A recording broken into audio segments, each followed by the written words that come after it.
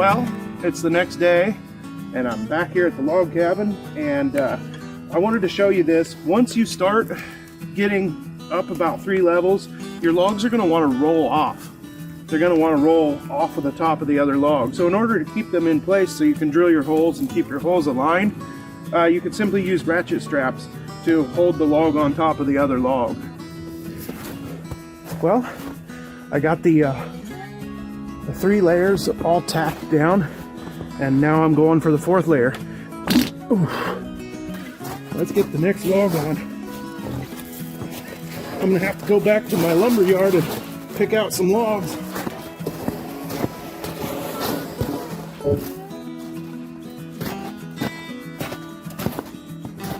And it's gonna get harder to put the logs on the higher I get.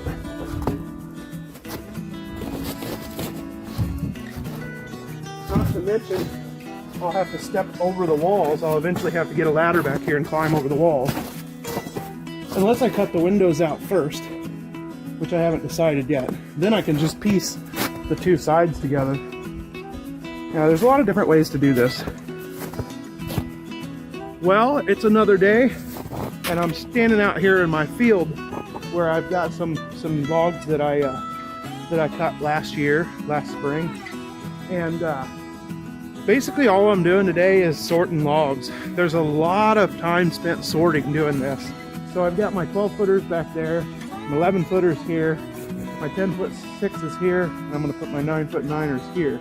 And the reason these are in the field is so that the sun will dry them out, so that it's easier to peel the bark off of them. I also have a stash of logs in there that are staged and ready. There's so much more that goes into this than what I realized. I mean, just as far as like the process goes, that, you know, it really helps to sort everything out. If we lived in an area like northern Minnesota or Canada or Alaska even, you wouldn't have to do all this sorting, because you could just, within 1 or 2 acres of land, you'd have enough pine trees to build a cabin, and you wouldn't have to worry about, you know, cutting into your 1 or 2 straight pieces that you have. You know, here in the Midwest, a cabin like this is really unheard of. Usually you have some sort of a cabin that's been hewn into a square. But using round logs in the Midwest is pretty tough unless you're in like northern Minnesota. So you gotta sort them, because you only get so many straight ones. One other method of building a log cabin that I forgot to mention here in the Midwest is a lot of people will take oak, typically oak, and they'll run it through a sawmill, and they'll just make like one flat side on the top and bottom of the log, and they'll keep the rounded edge on the sides. That allows the logs to actually lay flush, and you really don't need very much, if any, chinking in that case. So that's another way to build a log cabin here in the Midwest.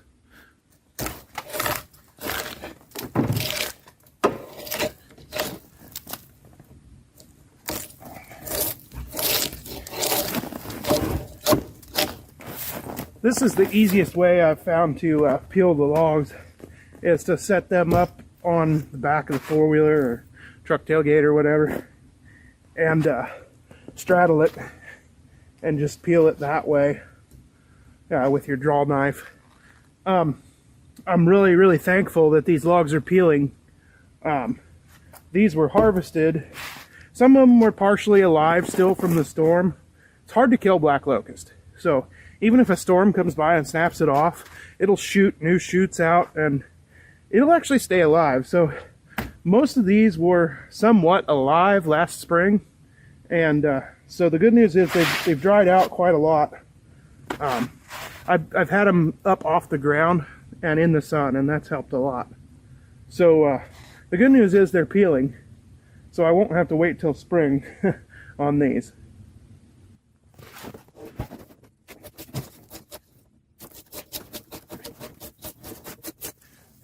When I get this end done, all I have to do is flip the log around and do the other end.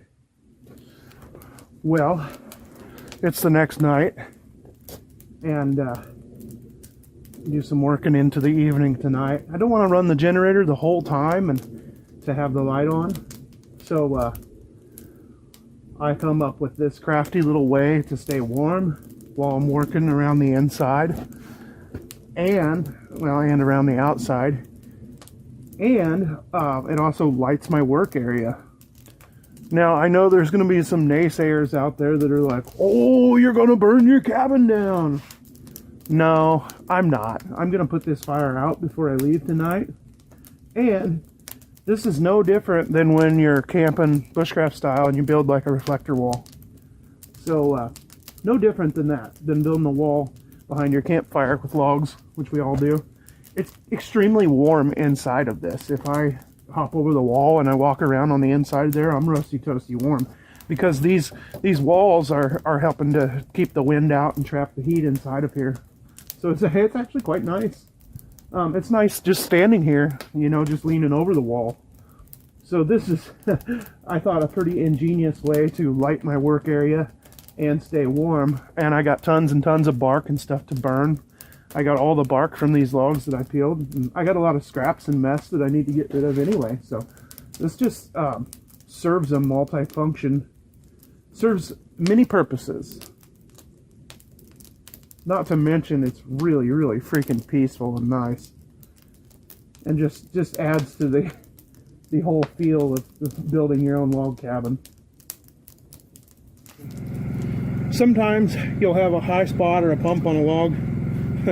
And an easy way to flatten that out so the logs lay nicely and closer together is just take your chainsaw and make a bunch of little cuts in it, and then take your axe and just chop those out so that you have a nice flat spot for your other log to sit on. There was a knot here where there was a tree branch at one point, and can be kind of tricky, but you kind of smooth that out that way. Well, we're out here again. We got a fresh coat of snowfall on the ground. It's been a few days, and I'm fastening down row 6 right now, and we're getting ready to move on to row 7. So what I'm doing right now is just boring lots of holes with our drill.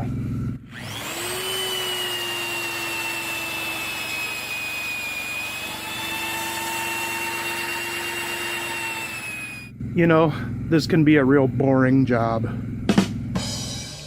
Well, I've been doing all this construction on the log cabin, filming all this episode, and I haven't done a step 2.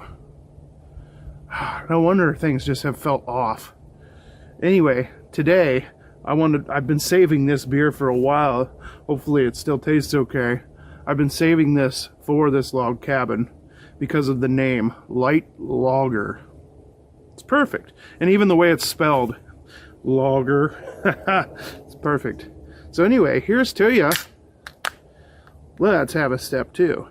And it also happens to be my birthday. So what better way to celebrate your birthday than out in the woods, building a log cabin with a nice light lager. Ooh.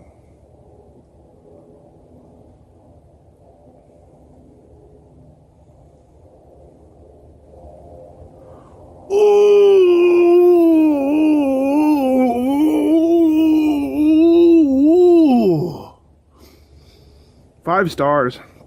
Wow. That tastes amazing. I haven't had a step 2 for a while.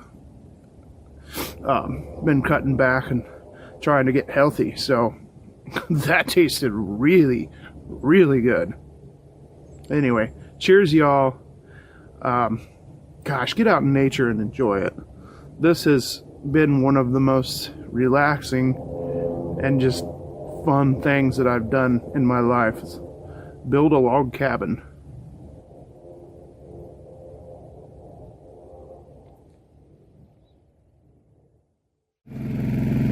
Well, as you can see, I am up to my shoulder now with the walls. I'm working on my 8th row now, and I just so happen to only have 2 long, straight 12-foot holes left, and then we're going to be moving on to the windows, cutting out window slots and doing the logs on each side of the window. It'd be easier to lift it up above my head that way.